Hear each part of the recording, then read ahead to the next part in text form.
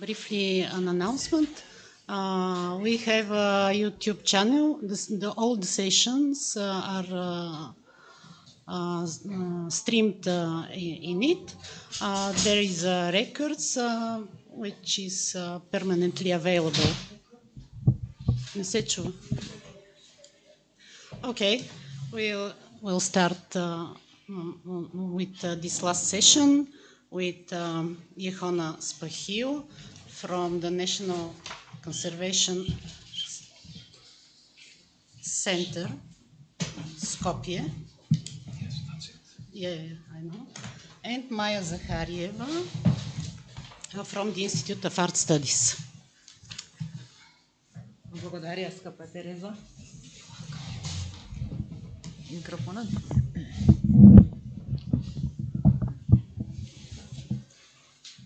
Ти можеш?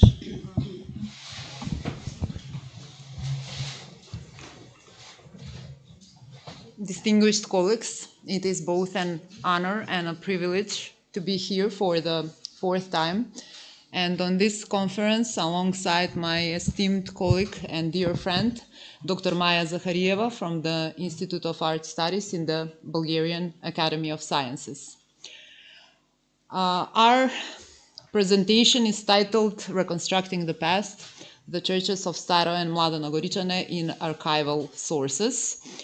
And the guiding principle in this research is expressed by our joint motto, in every stone, a story, in every monument, a memory. The concept of historical memory or remembrance is deeply embedded in language. In Slavic languages, as for example in Bulgarian, the word pametnik for monument derives from pamet, meaning memory, emphasizing an object or place that embodies remembrance. Similarly, in Macedonian, spomenik carries the same connotation, highlighting the act of recalling the past. These words are more than linguistic markers. They reflect the essential role of monuments in preserving collective memory, whether for a community, a region, or an entire nation, allowing us to maintain our uniqueness within a diverse and ever-evolving world.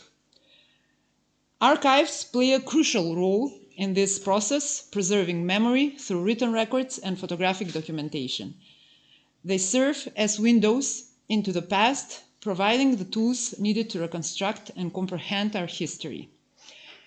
Yet, engaging with archival materials is an ongoing endeavor requiring dedication, diligence, and a methodical approach.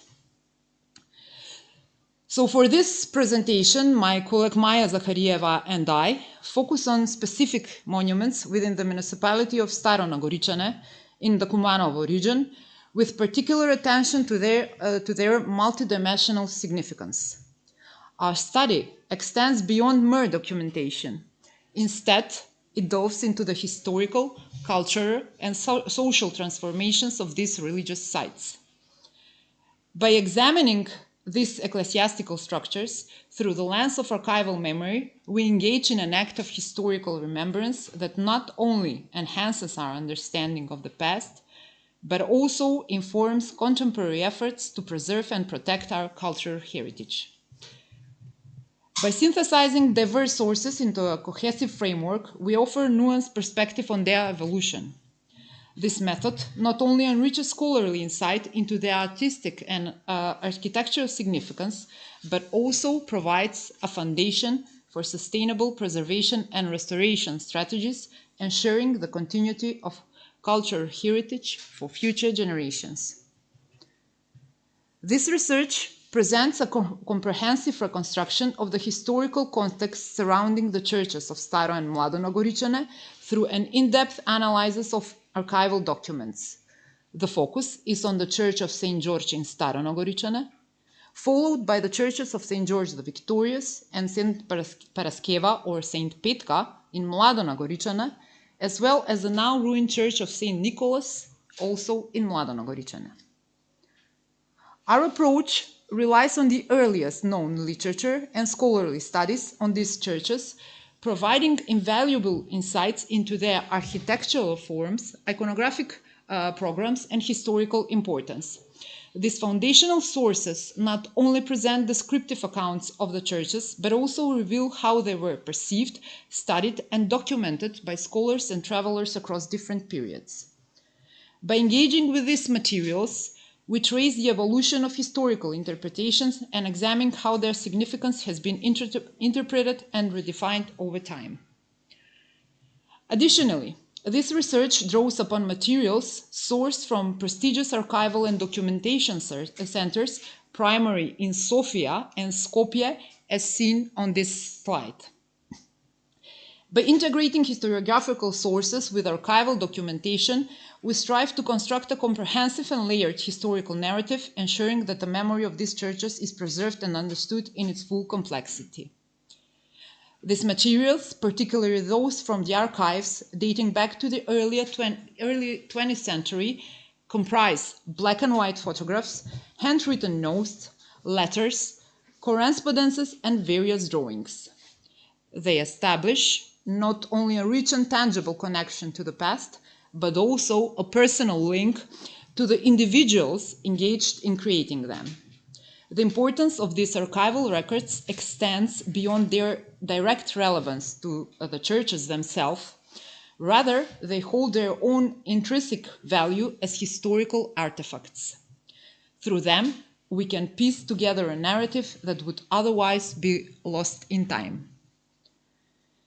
It is important to note that throughout this presentation, the names of countries will be used as they were at the time in which the archival sources were produced, maintaining historical accuracy and contextual integrity. One of the most significant monuments in the region, the Church of St. George in Staro Nagoričane, has been extensively documented in literature. Archival materials provide additional insights into its architectural modifications, artistic program, and conservation interventions over time. Originally built in the 11th century under Emperor Romanos IV Diogenes, the church was reconstructed in 1313 by the Serbian king Milutin, who commissioned its remarkable frescoes. The church follows a crossing square architectural design with 5 domes and a spacious narthex.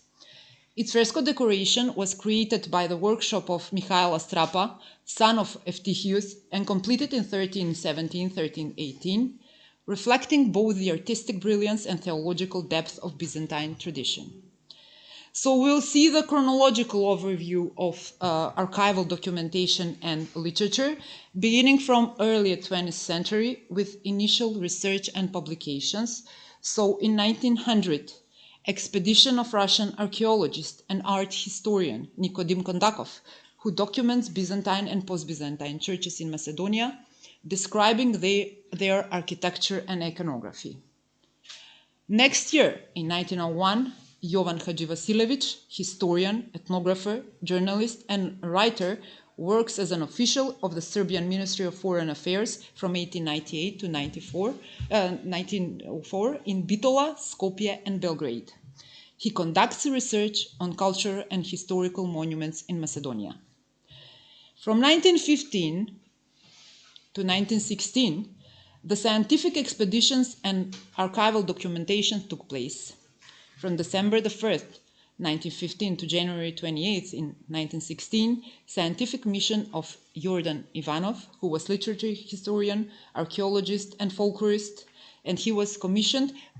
He is seen on those photographs, at the beginning, and now you can see him also together with military personnel and local people. He was commissioned by the Bulgarian Ministry of Public Education to study medieval sites in Macedonia. His collection from that period includes images of churches, handwritten notes, photographs, and other materials which are preserved in the archive of the Institute of Art Studies and also in scientific archive, both in the Bulgarian Academy of Sciences. Further on, in 1919, Gabriel Mie published his book, which in English will be All Serbian Art, the Churches, after his previous scientific expeditions. In the 20s began the international engagement and academic documentation. In 1922, Russian art historian Nikolai Okunev participates in an expedition documenting churches and frescoes. Throughout the 20s, interest in churches increased, and during this period are the publications by Popovich, Okunev, Vera Ivanova Mavrodinova, and others. In 1927, during the Byzantine Congress in Belgrade, Staro Nagoričane is visited by prominent scholars, including Gabriel Mie. Mie, accompanied by the architect Đurđa Bošković, with whom he became great friend, spent several days studying the church and its frescoes, and his observations contribute to Western scholarship on Byzantine fresco painting.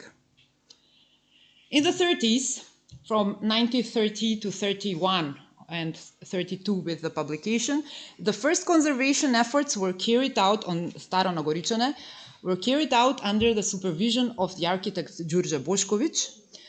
And after that, all subsequent research and conservation efforts were conducted by experts from the former Republic Institute for the Protection of Cultural Monuments, now the National Conservation Center in Skopje, where I'm employed. From 1931 to 1932, studies were also published by Nikola Mavrodinov, Petar Popović, Vladimir Petković, and Georgi Trajčev. In the 40s, wartime research and service. In 1941, Nikola Mavrodinov visits the region.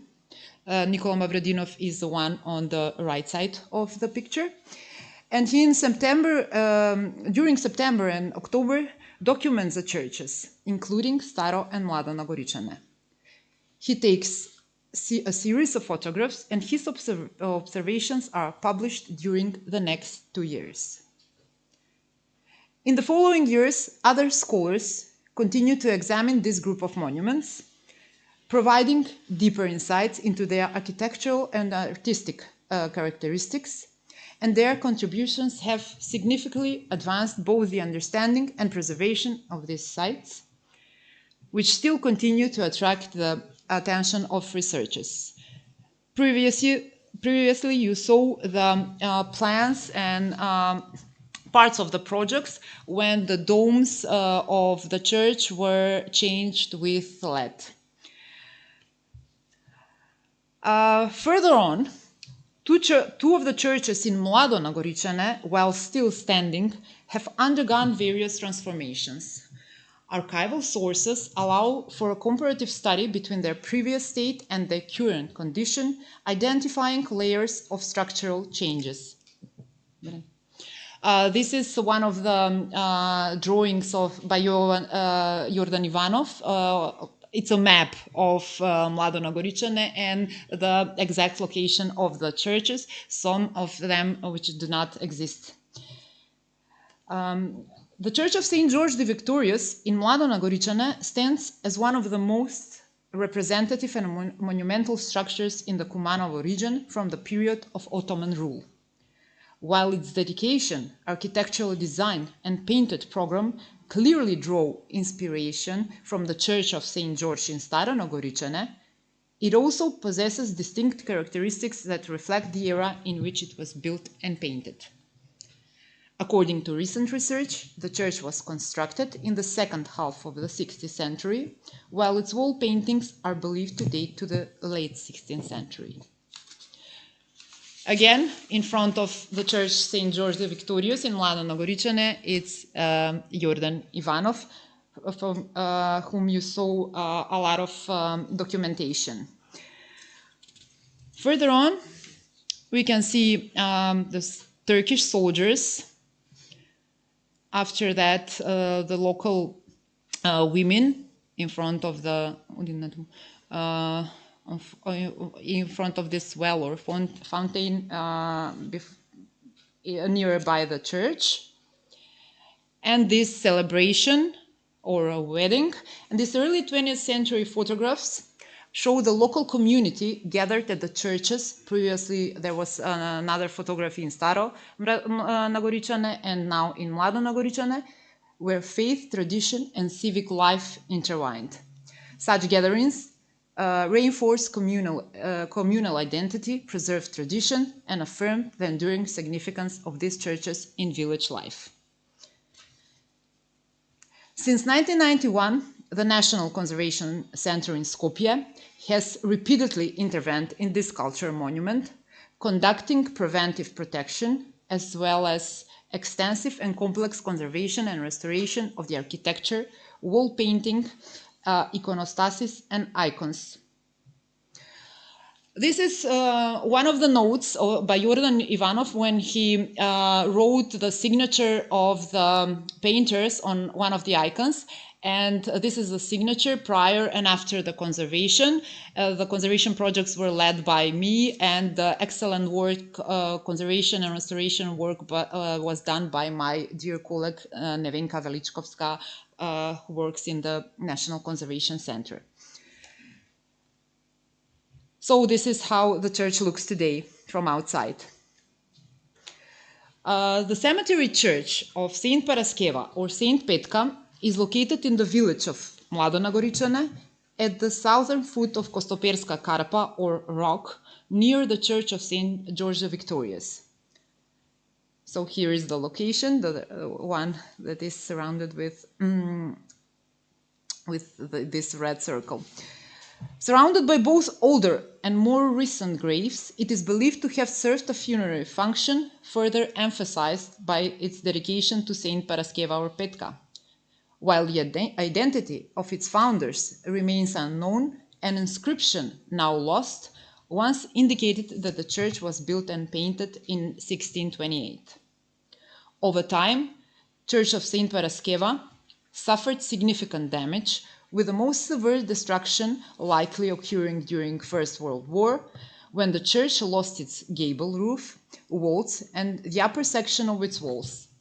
The southern wall of the chapel was particularly affected, leading to the permanent loss of a large portion of the painted program. The church remained in ruins for a long period, with various preventive interventions carried out from 1931 throughout the 90s. At the beginning of the 21st century, more extensive and complex conservation and restoration efforts were undertaken by the experts from my institution, National Conservation Center, including partial reconstruction to preserve the church historical and architectural integrity. I'm sorry. So this is how the church at Saint Petka or Paraskeva looks today. And a significant aspect of this study is the focus on the now ruined church of Saint Nicholas in Mlado Nagoričane. Although the structure no longer stands, preserved images and archival descriptions serve as a crucial link to its past. These records enable a reconstruction of the church's former appearance, highlighting the extent of its loss due to time and external factors. The visual and textual documentation underscores the importance of preserving and studying such remnants, allowing us to piece together the architectural and cultural history of the site. In the local sacred topography, the remaining fragments reveal a church that once stood as a significant landmark situated within a broader religious and funerary setting. Its construction, characterized by carefully arranged stone masonry, arched openings, and remains of decorative elements characteristic for Kumanovo region, suggests a structure of both architectural refinement and religious importance. Though the walls have crumbled, traces of windows and doorways mark the outline of the former sanctuary, offering insight into its spatial organization. The ruins, now reduced to scattered stones, testify to the passage of time and the vulnerability of heritage sites, reinforcing the value of archival documentation in preserving the memory of what have been lost. And through the fragile pages of archival documents, we do not merely uncover history. We encounter those who dedicated their lives to safeguarding it. The scholars, conservators, and other contributors who recorded, photographed, documented, and preserved these churches left behind more than data. They left traces of their passion, devotion, and unwavering belief in the significance of these monuments. We must not forget the archivists, who play an active role in shaping the meaning of collections through selection, arranging, and description of archival materials. As we revisit their efforts, we do more than reconstruct the past. We continue the dialogue they began, ensuring these churches, their histories, and the individuals who first sought to preserve them remain alive in our collective consciousness. In doing so, we, too, become part of an unbroken chain of memory. Figures like them once walked the same paths we now retrace, meticulously documenting what stood before them, uncertain whether their efforts would withstand the passage of time. Their handwritten notes, detailed observations, and carefully captured images remain as their voices guiding us still. They remind us that preserving heritage it is not just an act of scholarship, not merely an academic pursuit, but a profound commitment to the legacy of those who came before us and those who will follow. This is why we carry the noble, responsible, and sacred mission and duty not only to safeguard memory, but also to protect our cultural heritage, both our own and that which belongs to the world. And as we began, so to do we conclude our presentation with another shared motto: to preserve is to honor, to remember is to breathe life into history. Thank you for your attention.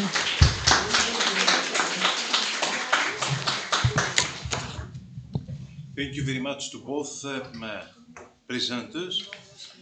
We would now like to invite Dr. Ivona Panjak-Pineva. Dr. Ivona Panjak-Pineva comes from the Institute of Old Slavic Studies in Prilep, and her topic today is some compositions from the churches of the Ohrid Hospital neighborhood through the conservators' lenses. Yes. You have the word. Thank you. First, I would like to say thank you to the organizers for the invitations and the warm welcome. My paper deals with three fresco compositions from the 14th century, which today are almost or completely destroyed. But I've managed to find them in the archive of the Ohrid Museum and the National Conservative Center in Skopje, and they kindly lent them to me. The Ohrid Hospital parish is the fourth of total of 7 parishes in medieval Ohrid, with the construction of the Church of St. Nicola Bolnički, initially as a chapel church within the Archbishop's residence. This neighborhood began to form. Merchants and craftsmen settled around the Archbishop's residence, those becoming the richest neighborhood in medieval Ohrid.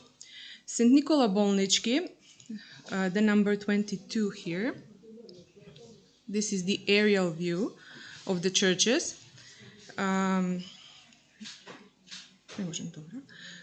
was built as a small single nave building, built and decorated after King Dušan's conquest of Ohrid in 1334. The donor was the newly appointed Archbishop Nicola. The church was completed in 1336. 30 years later, in 1364, the temple dedicated to the Nativity of the Virgin Mary was built immediately on the opposite side.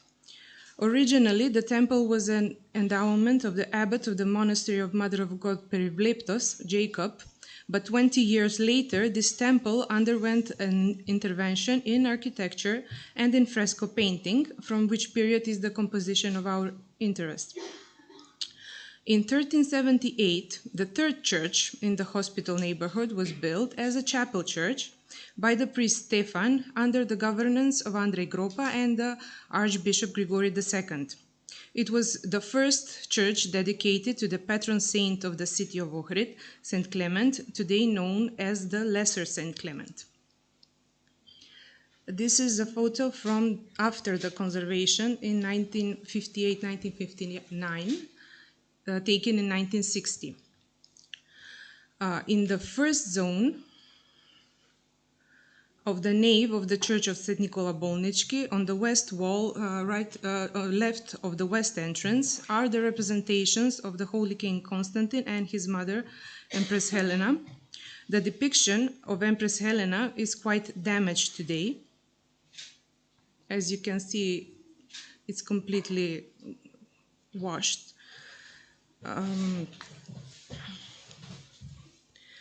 The Holy Byzantine Empress is depicted as a young woman with a thin face, a pronounced high nose and eyebrows. On her head is a richly decorated open crown, from under which a red net veil descends, covering her long hair. She is dressed in a long dark blue dress and a cape of red scarlatini con mezza grana fabric with long sleeves embroidered with pearls. The cape is fastened on the chest with a brooch decorated with precious stones and pearls. What is in our interest is the inside of the cape, which is decorated with medallions with a crowned double-headed eagle. The motif of double-headed eagles as a decoration on fabric was quite popular both in the Middle Byzantine world as well as in Venice and the East. In addition to its decorative function in the Church of St. Nicola Bolnički, which was the first temple built after the Great Serbian conquests in 1331 and 1334 and the change of government, it has an insignia function. In medieval Serbia, there was a belief that the eagle was a sacred bird, a messenger of the future, a just bird of prey that never kills its prey but comes for its own. The double-headed eagle is depicted on the coat of arms of the Nemanjić, Mrnjašević, Lazarević, and Crnojević families. The crowned double-headed eagle was depicted always depicted after a significant historical event. There are many examples. The first scene is the portrait of Prince Miroslav in the Church of St. Peter in Belopolje, in the divinity of King Vladislav in Mileševo, on the clothes of King Radoslav and Stefan Prvovenčani in the entrance porch in Žiča, the garment of Stefan Prvovenčani and Stefan Dečanski in Bogorodica Ljeviška, and we have three more examples in Ohrid on the cloak of Sebasokrator Isak Duka in St. Panteleimon on Plaušnik, and on the chest of Jovan Oliver in the Paraklesion of John the Baptist in St. Sofia in Ohrid. The scientific community has long held the view that the founding composition in St. Nicola Bolnički, which is depicted on the outer southern wall, represents the new Archbishop Nicola with King Dušan, Queen Jelena, the young King Uroš, the progenitors of the Serbian royal family St. Sava and St. Simeon, and one of the patron saints of the dynasty, St. Tryphon. This composition is an artistic illusion of the political situation, the attitude and relationship of the Serbian ruler towards the Ohrid Church and the newly conquered Byzantine lands. The donor composition is an expression of Dušan's understanding of the autonomous church organizations that were within the framework of his church, of his state. The second composition that is in our interest is in the niche of the Proscomedia of the Mother of God Bolnička, and is almost completely gone today. This was taken some 5 years ago. It represents the man of sorrow or the dead Christ was depicted in a form of a bust. His eyes were closed. Unfortunately, this is what I got from the museum in Ohrid, this scan, which is not the real state of the photograph, and also there is a color photograph which I didn't get, I don't know why. So I'm sorry for it's not visible enough. The dead Christ was depicted in a form of a bust. His eyes were closed, with a calm expression on his face, and his head lowered and resting on his left shoulder. Christ is placed horizontally, as if laid in a tomb. Christ's halo is executed in the same way as in the composition of Vision of St. Peter of Alexandria, which is painted on the same height and in continuation on the north wall. The yellow halo is surrounded by a red, yellow, and white band, and the letter omega is preserved in the central arm of the cross. Above the halo remains of the wooden cross are visible, on which a white ribbon with an inscripted text is placed. It is depicted of the depicted text, only some of the letters are preserved. This is not the inscription that Pontius Pilate placed above the cross of the crucifixion, which said, Jesus of Nazareth, Kings of the Jews. This, in Bolnička, the phrase is found also on the tablet of the crucifixion that is depicted in the nave, and it's very common in Middle Byzantine period, taken from Psalm 23, which alludes to Christ's resurrection from the dead and his ascension into heaven. The verses of Psalm 23 have their echo in the sermons of St. Paul, where he points out that people have not known the secret and hidden wisdom of God and have crucified the King of Glory. Paradoxically upright and constantly within reach, the dead Christ awaits the resurrection but does not tell of it. Christ is accompanied by St. John the theologian, depicted in full figure as a beardless boy with his head bowed and eyes closed, and iconography repeated again from the crucifixion from the nave. And the signature is next to his nimbus.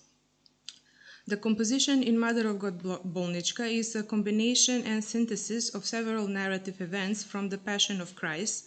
So elements of crucifixion, the descent from the cross, the entombment, as well as the lamination of the Virgin Mary are expressed throughout a single composition. Inochrid composition provides a comprehensive explanation of the mystery of sacrifice and salvation. The same composition is presented in the Proskomida of Markov Manastir near Skopje in a more elaborate iconographic scheme.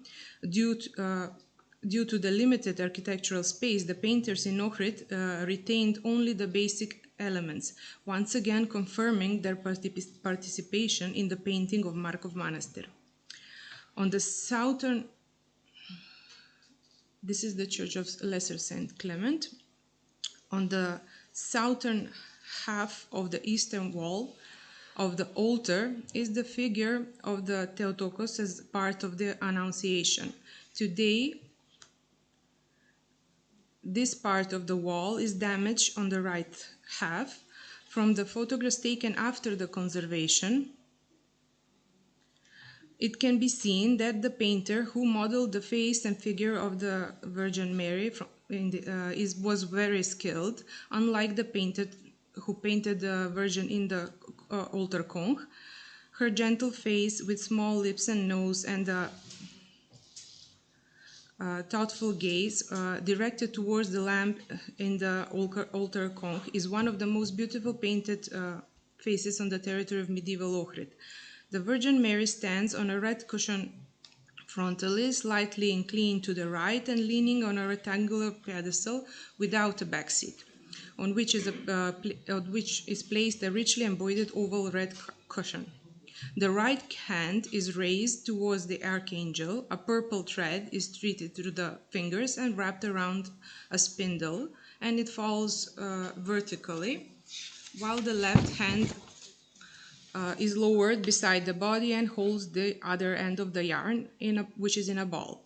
The most similar representation of the Theotokos from Lesser Saint Clement is represented in Markov Manastir, as well as the representation of the Annunciations from the Southern Chapel of Mother of God Perivleptos from around 1365. Using these two images, we can follow the working path that the painter took.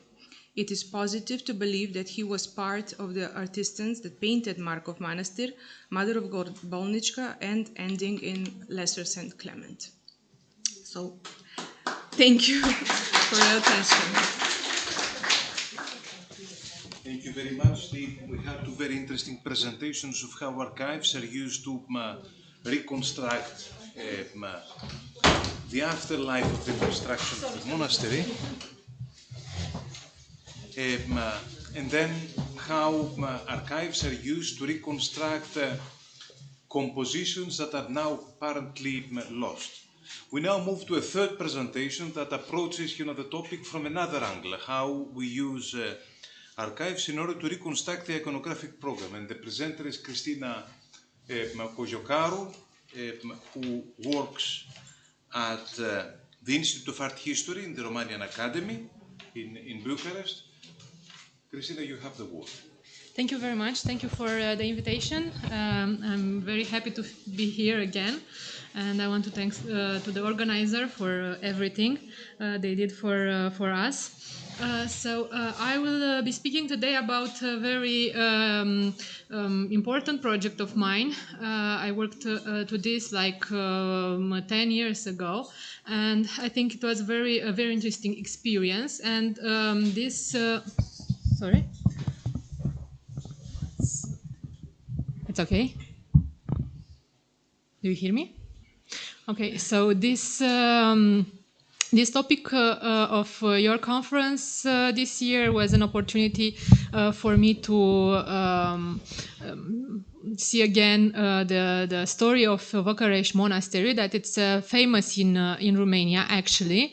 It's the story of a tragedy, but a tragedy that it's still somehow moving on, because you'll see in the end of my presentation that there is an afterlife of Văcărești Monastery, and my research within the iconographical program might be a solution for the new reconstruction of the church.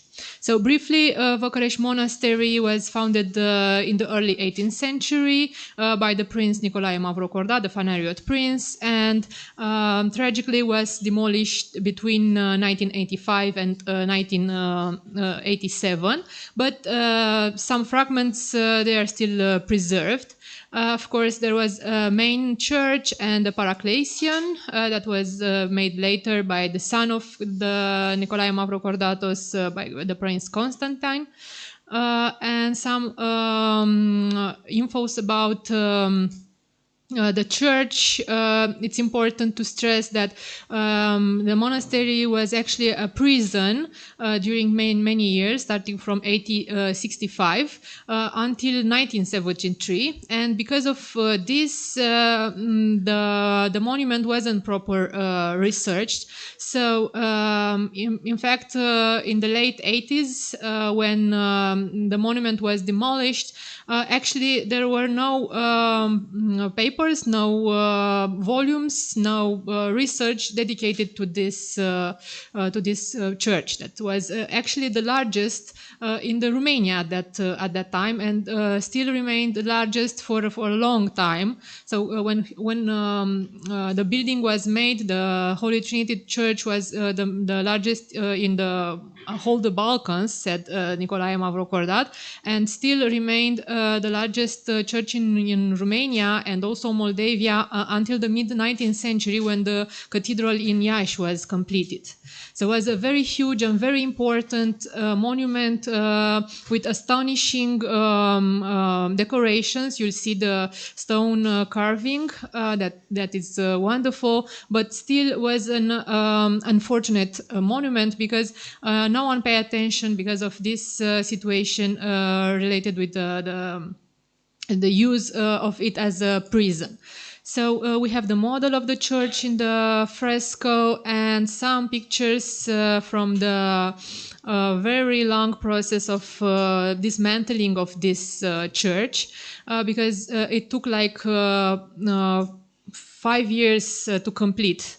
And the last phase, that was between 1986 and 1987, was the phase of the demolition, the structure of the building was dismantled, and this was like 1 year long to demolish it. So it was a very strong building, despite the fact that in 1977, after the earthquake that struck Romania, the authorities declared that it's a compromised monument and couldn't be saved. Despite the fact that they undertook restorations between 1973 and 1977. So they restored the monument, and after that they declared that it couldn't be saved. And after that they took like 3 years to demolish the structure. So there was a huge site for this demolition. And fortunately, we have photos that they are very impressive, made by this photographer, Eugen Ciocan, and we'll talk about the archives immediately. So this is not the only case in Romania. In the late 80s, there was a large campaign in Bucharest to demolish all churches in order to build the new town, the new city center. Was an idea of the former communist leader Nicolae Ceausescu, and actually about 10 churches, they were demolished in Bucharest, and some other they were just moved. They invented a special way to move the churches from the sites where they wanted to build something. Some of them, for instance, this one, the Saint Spiridon in Bucharest, it was rebuilt after 1989, after the revolution, the Romanian Revolution. Some others, like Saint Panteleimon in Bucharest, a monastery, was never rebuilt, and unfortunately was never researched. So we don't have images, we don't have information about this monastery, only the plans that could be found in the archives, for instance, those made by students from the University of Architecture in the interwar period. They were sent as all students also in nowadays to document monuments. So unfortunately those drawings and few photos, they are the only remains of this church. So nowadays, in the place of Văcărești Monastery, there is Sun Plaza Mall. It's one of the most important shopping centers in Bucharest that was inaugurated in 2010. And you see in the lower photo the remains, the foundations of the administrative building that Nicolae Ceausescu planned to build on this site in the south of Bucharest. So they stayed like ruins for decades after the Romanian Revolution, and they were completed recently in 2010. And what remained after Văcărești, because some remains still they are still preserved, we have hundreds of stones. They are not very well conserved, as you see here. They are just thrown in a yard of a museum. So it's a tragic thing to see this situation. And of course, we have some other pieces that they are stored in the museums or they are exhibited in the museums, because Văcărești is like martyrical church, a martyrical monastery, and they took parts of it and exhibit in many places, like the relics. In order to remember this tragedy that happened in Romania, and of course the tragedy of all the demolitions. And we have also some hundred of pieces of fresco that was taken from the site in 1986-87 during an experiment made by two restorers, Romanian restorers, young Romanian restorers, Dan Mohanu and Oliviu Boldura. They were just fresh students of a program, restoration program in Italy. So they just turned from the Italy, where they learned how to take fresco from the wall, and they were very happy to have the chance to apply their new technique in Bucharest. So they embraced the idea of taking the frescoes. Unfortunately, from the 200 and 500 meters of fresco, they only managed to take 200 meters. So it's a very, very small part. So those fragments of fresco, they were restored. They are also in restoration process until now. So they didn't finish after 35 years after the demolition. They didn't manage to finish the restoration. So they are exhibited in many places. So in 2013, when the 25 years from the demolition, they were commemorated, they decided to make a volume, and I was asked to collaborate to this volume. It was an extensive research about Bucharest, and on this occasion I was a part of a very important team that managed to put together a lot of sources and a lot of archives, and I based my research on 11 image archives. So imagine a huge folder with hundreds, I mean there are like 1,000 actually of images.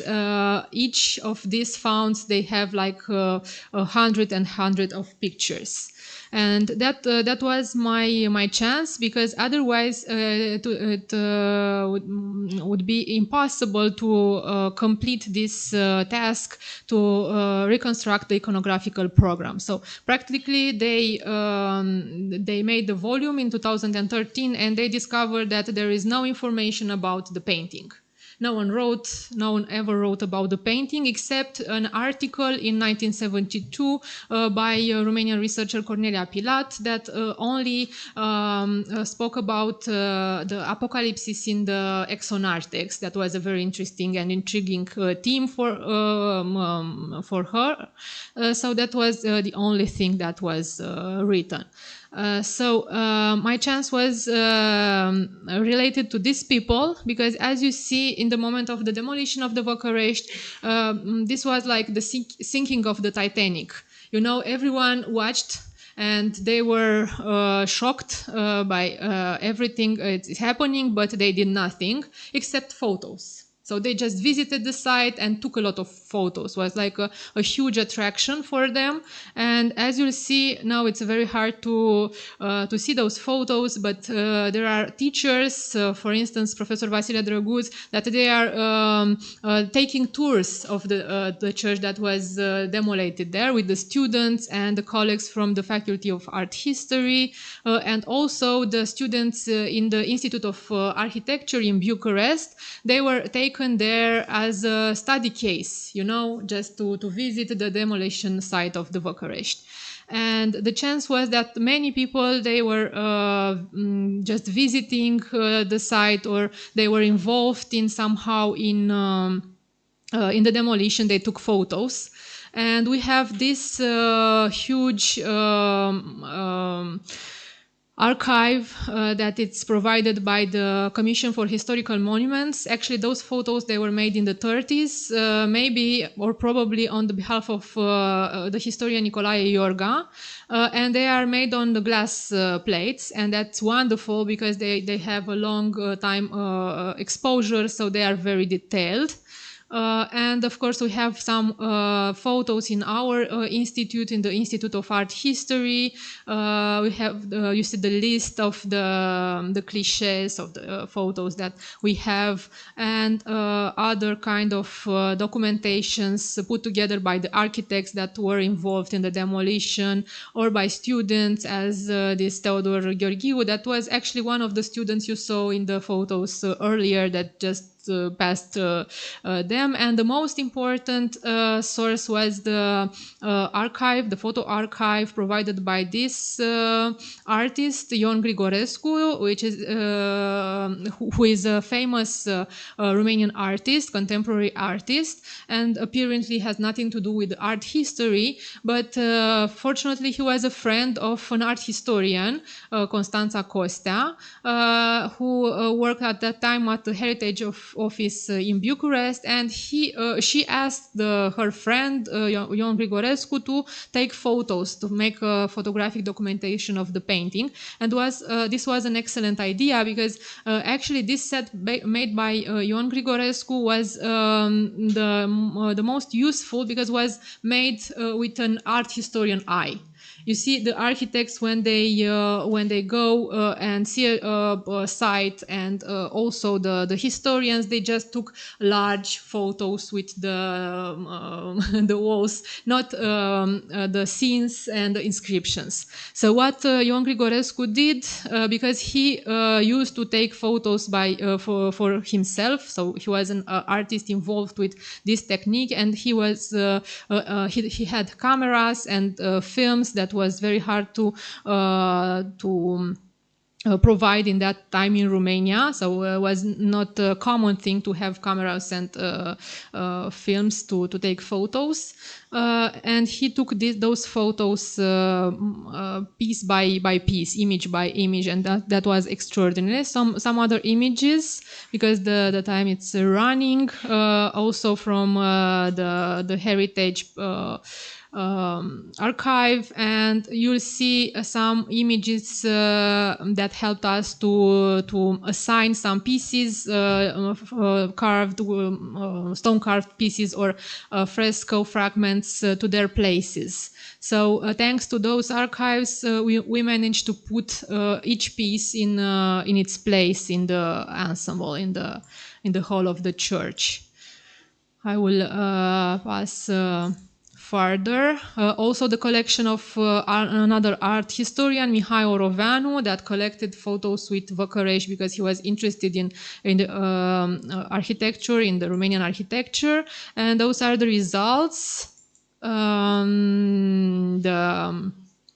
list of each scene, each theme that was displayed on the walls. And was very, very hard to achieve. And some examples of how this research, those archives put it together helped us. For instance, we had details of some areas in some archives. Vasile Drăguț made a research maybe in the late 70s, maybe in the early 80s. He took photos and for the students. He was a teacher in the art history department of the art university, so he took photos for the students in order to show these images in his classes. And happily, these photos, they were very useful. This is a very good case to show, because we have some fresco fragments that they were in the different museums. So this is exhibited in the Stavropolios Monastery Museum, and the another it's in the Municipality Museum, and they didn't realize that they are part from the same iconographical theme, and that's why the photos, they were a great source of information, because we can put together some pieces that they were separated from the same scene, as you see here in this example, or we managed to place the image in the correct place. And so on. In some cases was a great chance to have those images that completed each other, because having one set of image was not enough. Some parts of the church, they were not represented in all the photos, so we have to put together different sources in order to obtain an information, complete image of the church. And some fragments, they were assigned to their places, and the famous view of Jerusalem, that it's famous for Bucharest decoration, and of course, as I told you, the glass plates, I will finish immediately. I just want to show the images that allowed us to see the inscriptions, because it was very important to us to see the inscription, and to see the inscription you need good photos. So it was not enough to have the architectural photos. This Ion Grigorescu archive was very, very important for us. And of course, this is an image of the architect, or maybe the art historian, the researcher that is documenting everything. And I wonder how many of the churches that we are taking pictures now, they will not survive in the future years. So imagine that actually we are creator of archives, and each art historian maybe will make history in unfortunately in a few years, because we have images with maybe lost churches. Thank you. This is the image with the reconstruction of Bucharest Monastery, and maybe this research will be useful for the new painting in the new church. Thank you. Thank you very, very much, Christina. We now invite Dr. Sofia Menenakou. Her topic today is the archival materials of the inscriptions for the protection of the temple, the caves of the post-Byzantine money, 17th to 19th century. Dr. Menenakou is an independent researcher.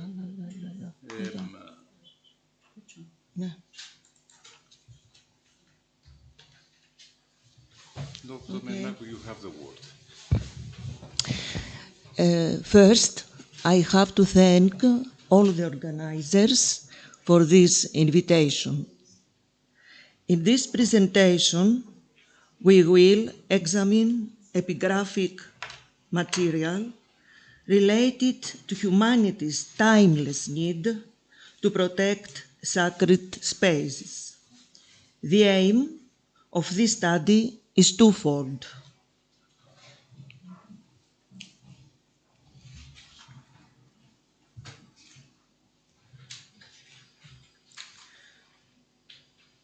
To demonstrate the archival significance of inscriptions and to highlight the artist's concern for the protection of their work. We will focus on the geographical area of Mani, a region in southern Peloponnese, during the post-Byzantine period, from the 17th to the 19th century.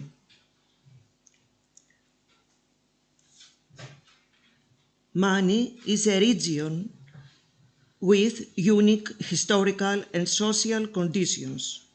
It enjoyed certain privileges and relative independence, yet armed conflicts were not uncommon during the Ottoman ruler. Its social structure, based on clan organization, often led to internal feuds resembling vendettas. The economic prosperity of the 18th and 19th centuries resulted in the construction, embellishment, and renovation of many churches. The inscriptions, founders' inscriptions, supplications, serve as an archival record documenting patrons, painters, their work, and their moral regard. The material under examination consists of instructions for the maintenance of murals, usually written at the end of the founder's inscriptions, depiction of a priest possibly the painter himself, holding a book with instruction for his heirs or the care of the church. Protective inscriptions featuring the Archangel Michael warning against those who might harm the church.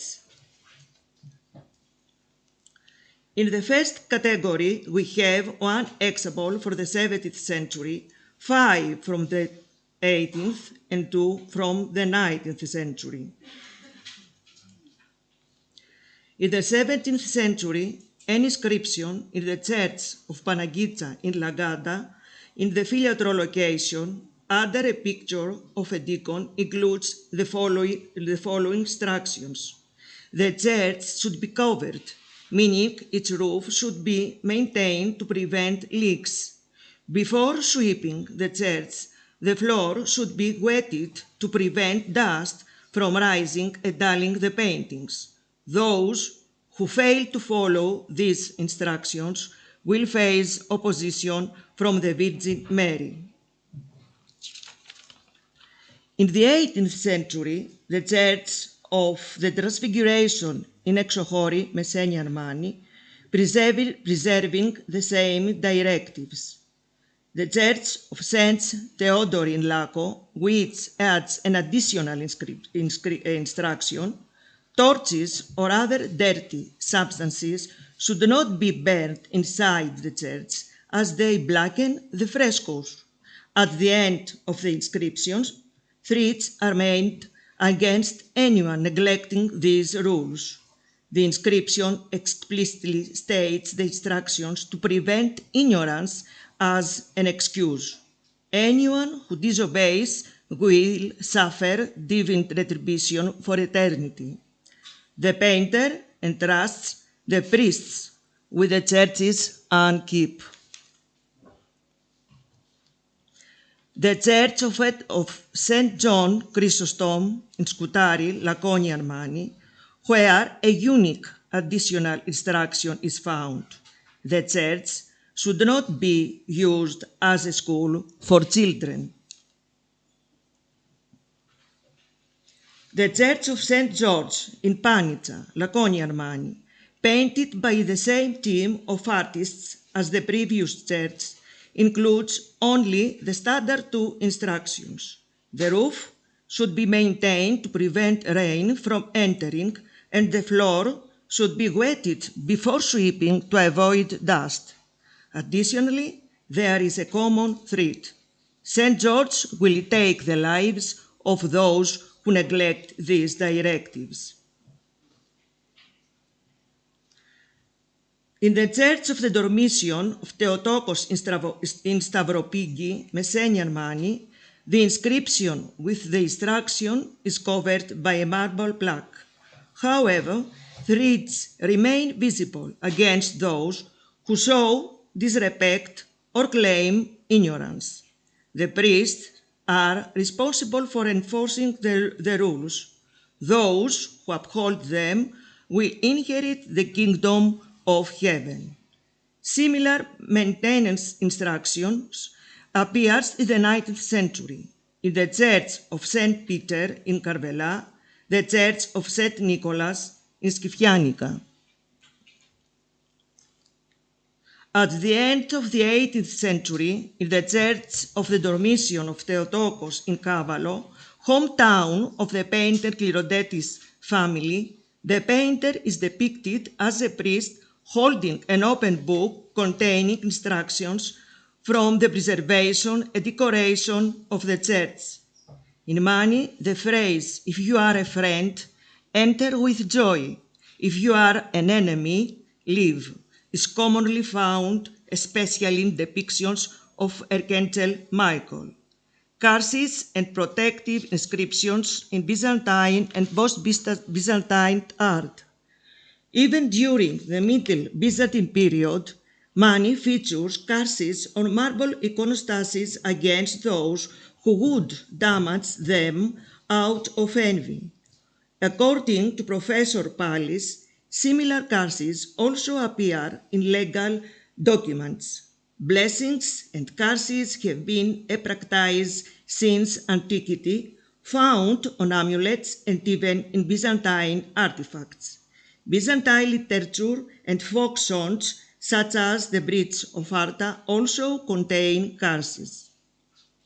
According to Professor Pallis, the phenomenon of threatening inscriptions on iconostasis during the Middle Byzantine period is unique to money, possibly due to local issues with theft or vandalism. Professor Sarandis suggests that such expressions carried more weight than a oath. The Church itself has used similar phrases in exorcism against heretics and enemies. In the post-Byzantine era, however, this phenomenon extends to other regions. For example, in Kastoria, in the Church of Zebgostasi, dating to the late Byzantine period, 1432, an inscription reads, "If you are a friend, enter. If you are an enemy, envious or deceitful, leave at once, lest you inherit the wrath of the Lord." The same phrase is found in churches in Ilia and in Achaia, Peloponnese, decorated by the painters of Nezera in 18th century. In the Agraphas regions, in the Church of St. George, which dates between 1609 and 1610, an inscription with instructions and threatening expression is recorded. The inscription provides guidelines for sweeping the church only after weighting the floor to prevent dust from rising, as well as for avoiding damage to the paintings caused by smoke. Anyone who fails to comply is threatened with excommunications. Additionally, the phrase, "If you are a friend, enter with joy," similar to the one found in the Church of Kastoria, is also present. In Pindos, a 7th century church inscription includes detailed maintenance instructions similar to those in Mani. A new instruction appears here. A long stick with a fox's tail should be used for dusting, and the reed should be used to remove cobwebs. Conclusion. Most of this material is already known. In 1985, Professor Grazio compiled several examples. The purpose of this study, as stated earlier, is to illustrate the artist's timeless concern for their work and how inscriptions serve as archival records that illuminate various aspects of society. The painter Dionysios of Furna, in his book Interpretation of the Art of Paintings, provides instructions for painters on the execution and maintenance of mural and icons. It is interesting to examine the geographical location, historical context, the social condition of the regions where similar inscriptions with instructions and threads appear. A preliminary observation suggests that such inscriptions occur in rural or provincial environments with social conflicts or other disputes. Beyond the artists, patrons also played a role as they sought to ensure the preservation of their donations. More details in the proceedings. Thank you.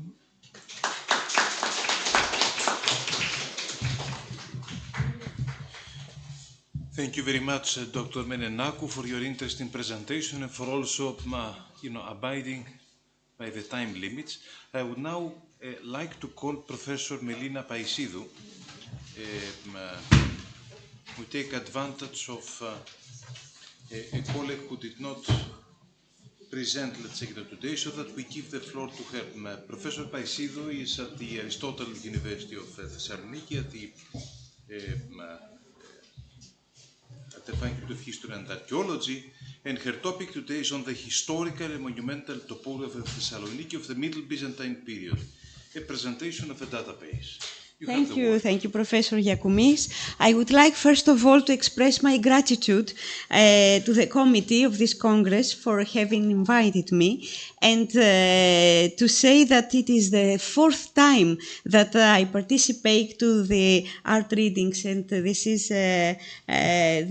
makes me very, very happy. Let's begin. The most ancient depiction of Thessaloniki is a conventional one and comes from a map of the Roman road network in the Tabula Peutingeriana, known from a 12th century reproduction, where Thessaloniki is a castle nearby the sea.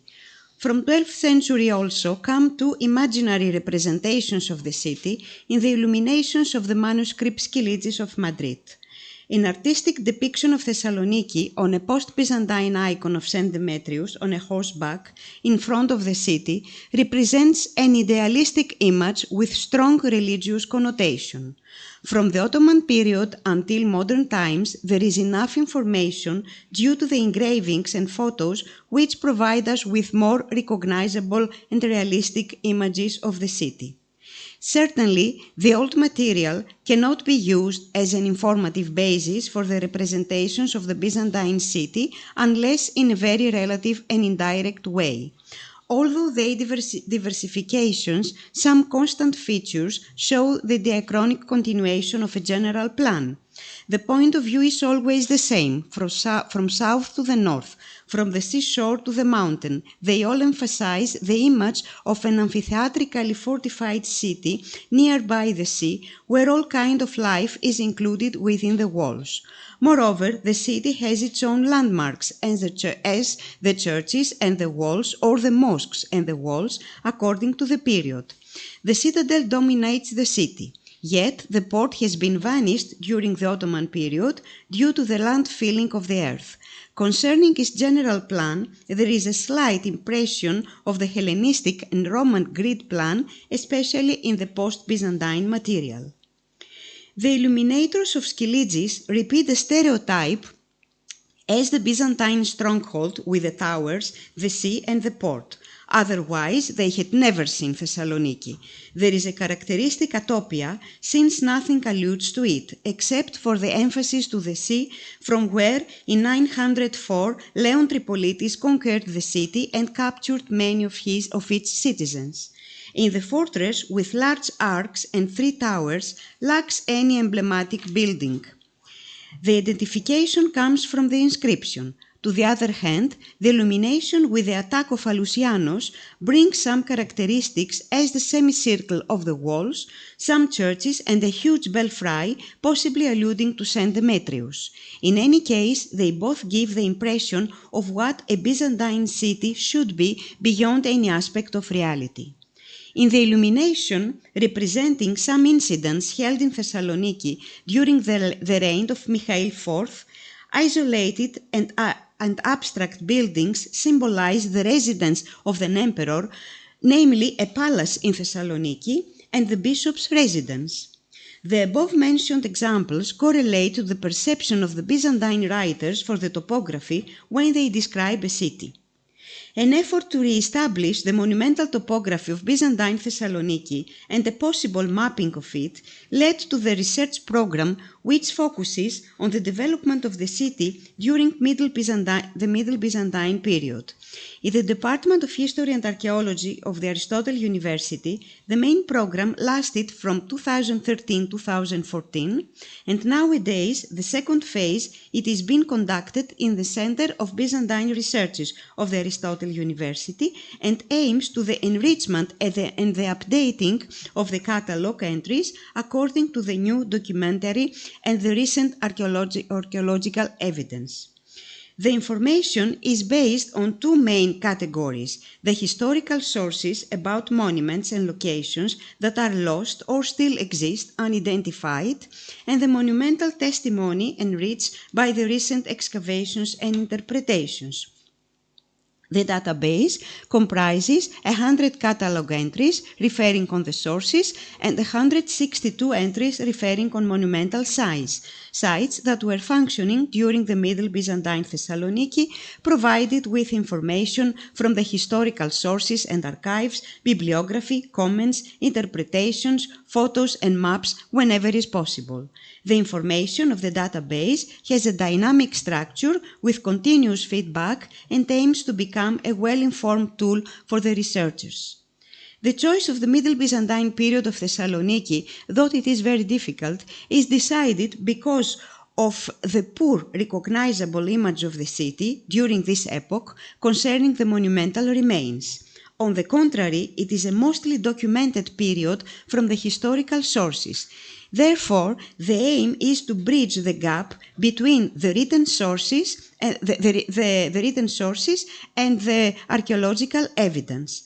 The abundance of the historical sources provides rich information for Thessaloniki. Ioannis Kameniatis, Ευστάθιος of Thessaloniki, the Vitae of the Saints S. and Theodora, Elias Sikeliotis, Fantinos the Young, Gregorios Dikapolitis, Hilarion the Ivir, Ευθύμιος the Young, Iosif the Hymnographer, Meletios the Young, the letters of Theodoros Studhitis, Timarion for the Feast of Demetria, and mainly the archives of Mount Athos comprise detailing information for properties, testimonies, donations, dowries, contracts, etc.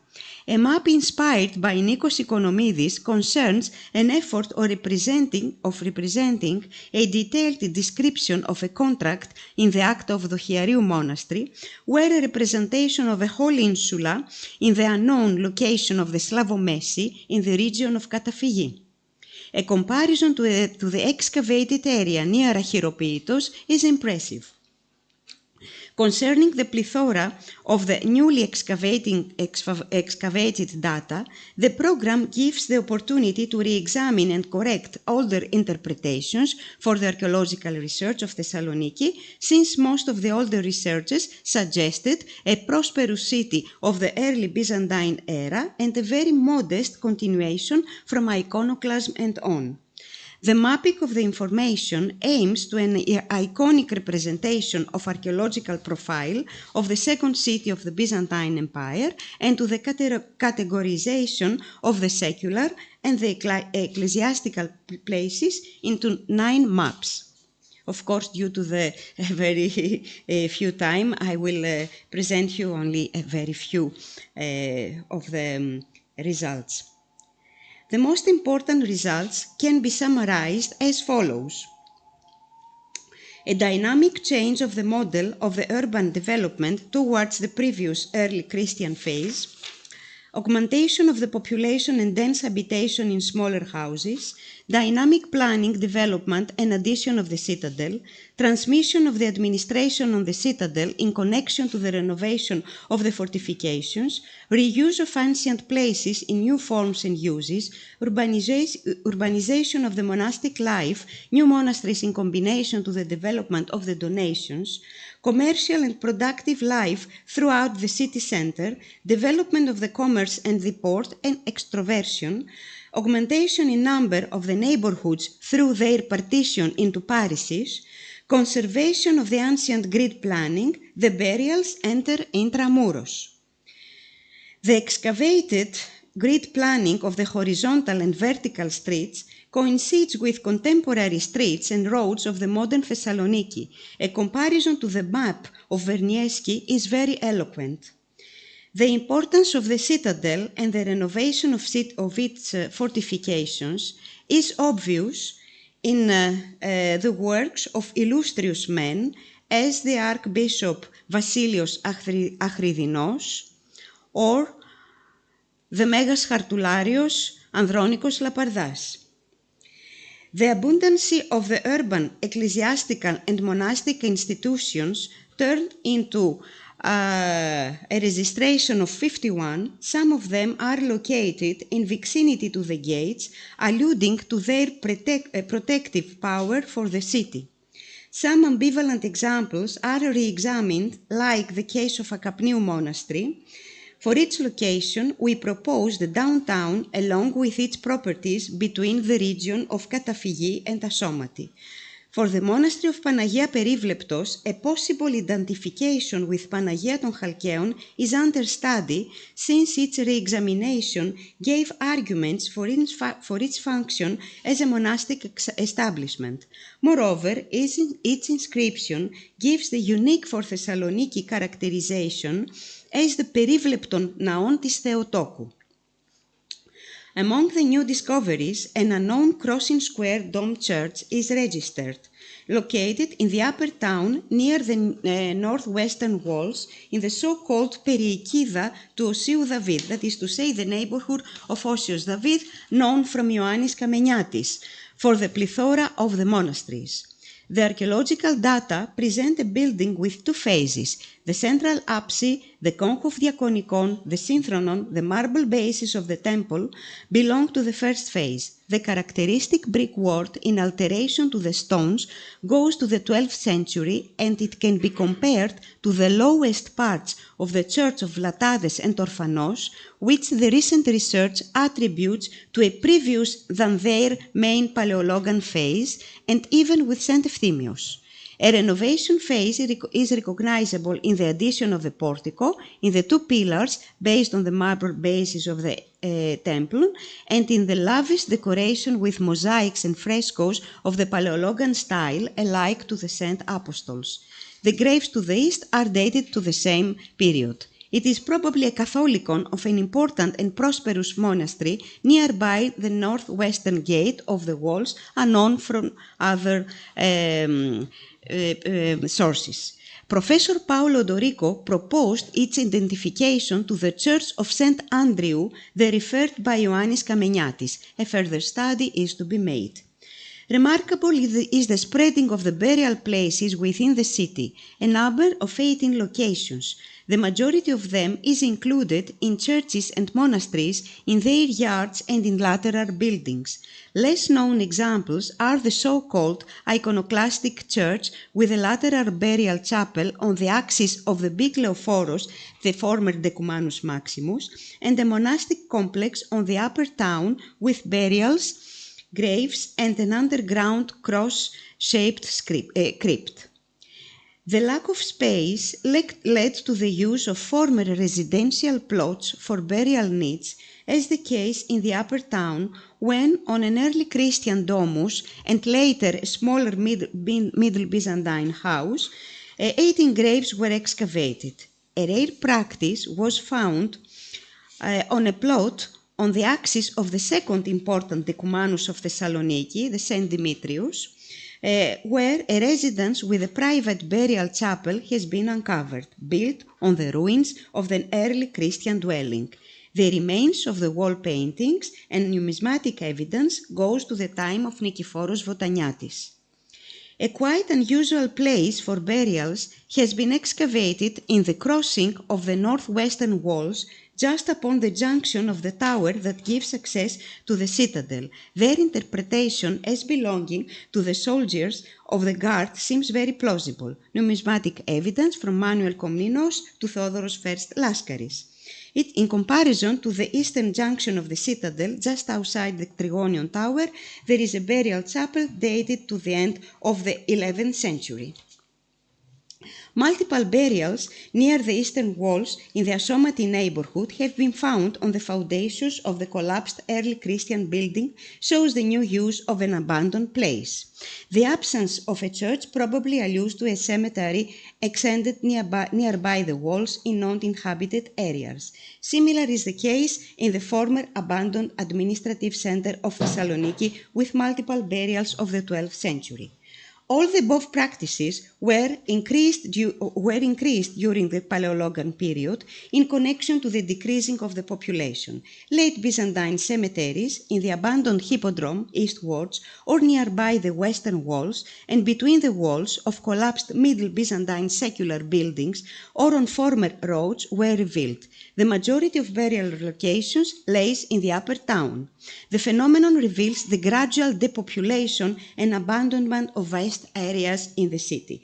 from the centralization of the urban life during the Middle Byzantine period, with the dense inhabited neighborhoods, the prosperous financial life, and the development of religious institutions, we gradually pass to the decentralization of the Paleologan city in correlation to the decreasing of the population, the emphasis in the monastic establishment, the abandonment of vast areas, the role of the parish churches and monasteries that form small residential cores all around with their cemeteries. Therefore, it is not surprising, not too far from reality, the depictions of a fortified castle with vast abandoned areas in the manner that they are represented in the early post-Byzantine times. Thank you very much.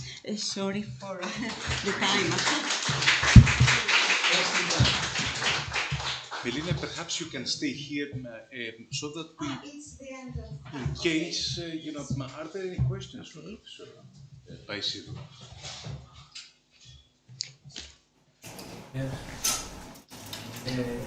Is there any possibility to identify the Gorgoepikos monastery in Thessaloniki with either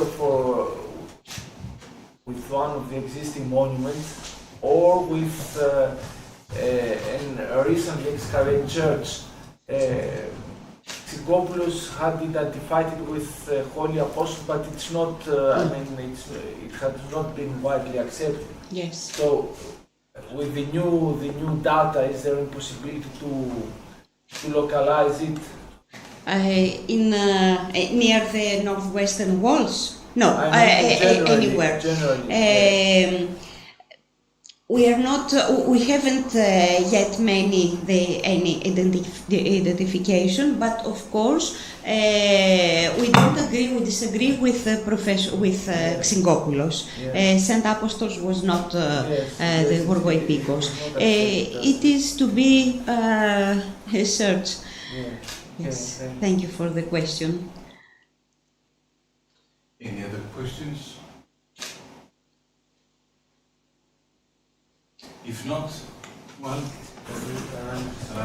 I would like to ask you about this monastery dedicated to Saint John the Forerunner, which disappeared in ruins. And these fragments of mosaics are there from the same monastery or not? And another question about the burial chapel in the tower. What is the dating of this burial chapel? Okay. Well, first of all, the so-called iconoclastic church that was excavated by the late Evangelidis was the previous research has identified with the monastery of Prodromos. I have no strong arguments against this identification up to now, so I agree with Theocharidis' identification.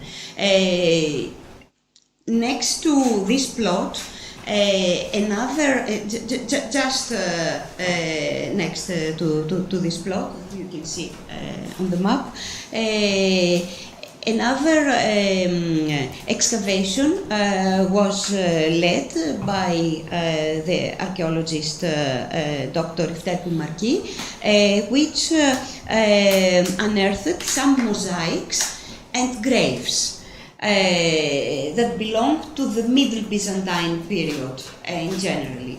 To my belief, I think that all this insula was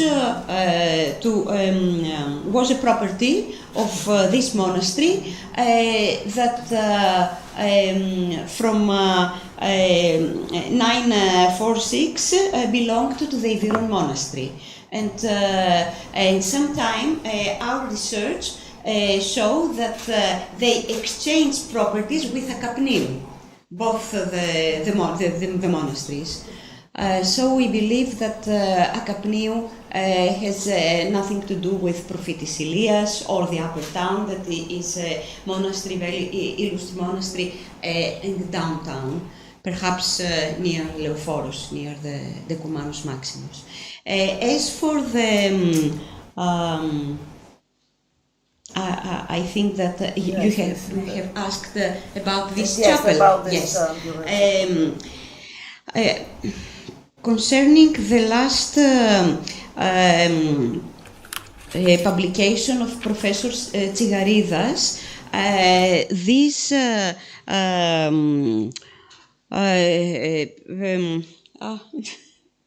I'm so tired.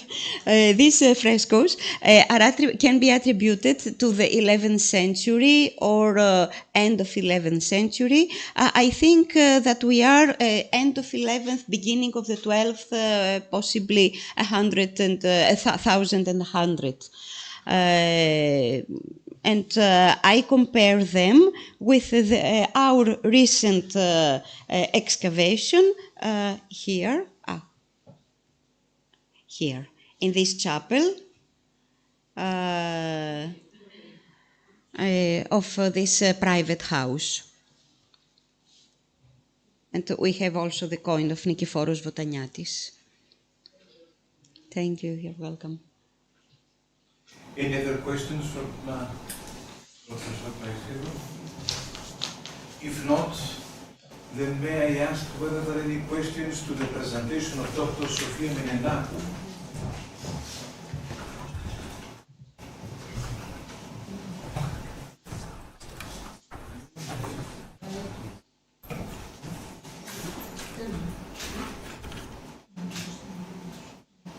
Well, I know that we are tight, and perhaps, we could utilize the time afterwards, for questions, but we ought to give everybody an opportunity.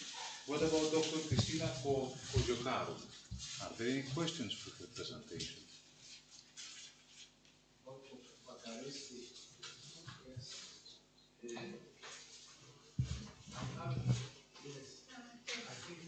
Thank you very much for this presentation of this very sad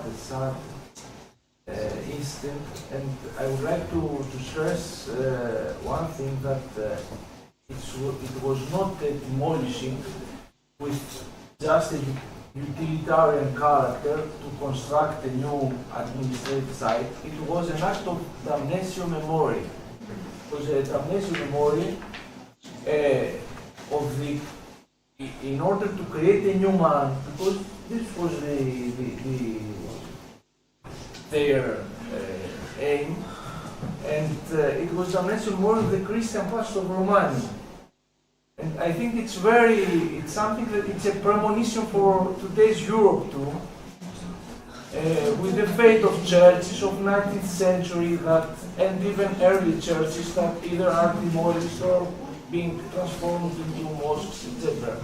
So it was not just a fact of the past, but it's something, maybe it's a kind of mirror of our future as of the European. I don't the inscriptions of Dr. Menenakou, to come and attribute today. I have also an impression that Eugene Ionescu protested against these demolitions from Paris. Yes, many Romanian intellectuals they protested and they signed letters to protest, and also in Free Europe or Radio Free Europe there were materials. Some other researchers, they actually suspect that the demolition was a kind of demonstration for the Romanian dissidents to put attention to Nicolae Ceausescu. So they actually provoked the demolition in order to have a case to accuse Ceausescu. Because it was a very strange situation with the demolition. They changed their minds from one day to another. So they restored the church, they put a lot of money there, and after suddenly, we don't know why, they just had the idea, okay, we'll demolish everything. Maybe it was a damnatio memoriae gesture by Nicolae Ceausescu, because he actually was imprisoned in Bucharest in his youth. So had bad memories with this. He didn't demolish only Bucharest, he demolished also other monuments. Yes. They demolished everything, but some people say that was like a personal act because he suffered a lot, and other communists, they were imprisoned there. Was actually one of the most ugly prisons in Romania in that time. So we don't know.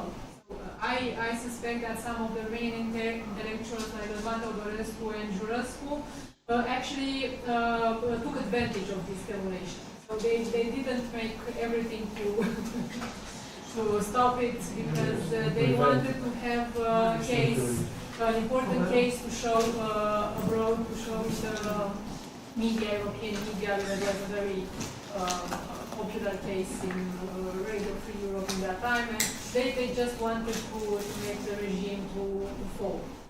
They thought that maybe some protests were organized in Bucharest, also related to Bucharest and related to other churches of Havine.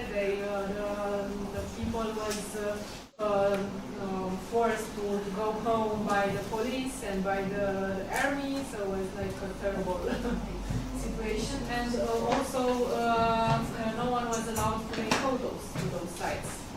There was like a terror regime around everything that was demolished in Bucharest in that period, even the fact that they were churches or they were civil buildings. But on the other hand, the Communist Party and Ceausescu invested a lot of money in order to save other churches. So I told you 10 of them were demolished, but other like 5, they were put it on the wheels. Yes, I don't know. After the protest on behalf of the Roman intellectuals in the West, they decided to transport the church. No, it's before. It's before.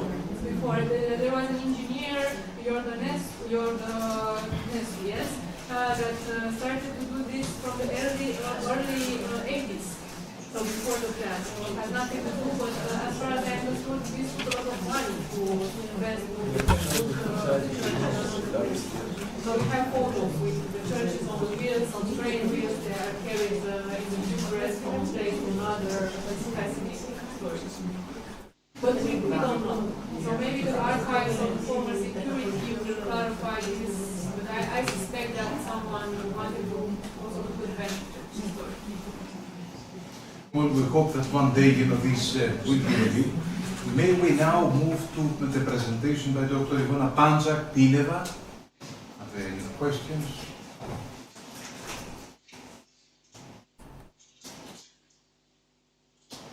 If not, she will be available, I guess, at the reception. And what about Dr. Gehonas Pahiou and Maya Zakharieva? Any questions? I would like to ask you about the documentation of Yorgan Zuganov. Did he make a lot of drawings of the churches he documented? We were concentrated on those two, on the churches from Staro and Mlado. But there were many drawings. For that, you have to ask my colleague Maya Zakharieva, because she was the part in the site in Bulgarian part. Because there is now it's starting a very interesting project in Switzerland, I think, in Fribourg, where the art historian has drawers of the monuments, not only photographers. Well, that was the personal link, the personal part that we said on the beginning of the presentation, because as art historian that also does the drawings, that's something special, because we do the documentation by ourselves. We draw the churches, we write the inscriptions, and so coming closer to the yes. object. So not just the drawings. You saw the portrait of King Milutin. You saw the drawing of the befores of the church in Mlado Nogoričane. The signatures of not just and the inscriptions in St. George in Staro Nogoričane, but also the signature of the painter Vero Iljević from one of the icons that's from 19th century. It was very important because during the conservation process, my older colleagues read it as Tanevich. So in the older documentation, he is written like Tanevich. That person does not exist. He is Iliev or Ilievich, depending from. Even today, some restorers are inventing letters. No, yes, we have the same problem. But yeah, there are some examples, but usually with restorers, art historians, and conservators, and restorers, we work together. Yes, this is the way. And there are drawings of Jordanov when. Дали има други, не само за това. Thank you.